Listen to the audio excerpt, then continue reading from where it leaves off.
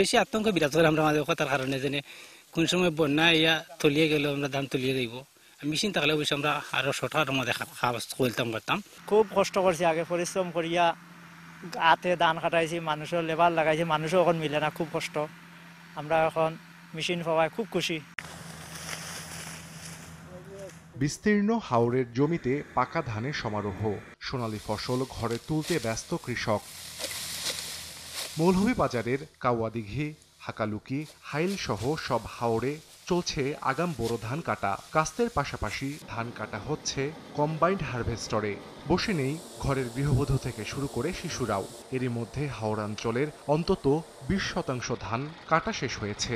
আবহাওয়া অনুকূলে থাকলে আগামী মাসের মাঝামাঝির মধ্যে শতভাগ কাটা শেষ হবে। বাম্পার ফলনে খুশি কৃষক। ধান খুবই ভালো হয়েছে, আমার যে বঙ্গবন্ধু ধান খুবই সুন্দর হয়েছে। প্রভুর কাছে ওখানে শুক্রিয়া আদায় করেছি, প্রভু যাও দিছি আমরা মোটামুটি ভালো হয়েছে অন্যান্য বছর। অত্যন্ত খুশি আমরা কোম্পানি হারভেস্টার ধান কাটার গাড়ি পাইয়া। 1, 2, 3 ঢাকায় জমি জিতে নিন 100% ক্যাশব্যাক সহ 20 কোটি টাকার পুরস্কার। তবে আগাম বন্যার শঙ্কায় 80% পাকলেই ধান কেটে ফেলার পরামর্শ কৃষি বিভাগের। দুর্যোগের আগে ধান করতে পারে, সেই জন্য আমাদের 155টি কম্বাইন্ড হারভেস্ট প্রস্তুত রয়েছে। ইনশাল্লাহ আমরা এই দিয়ে কর্তন করতে পারবো। চলতি মৌসুমে মৌলভীবাজারে 61,050 হেক্টর জমিতে বোরো ধান আবাদ হয়েছে। সময় সংবাদ, মৌলভীবাজার।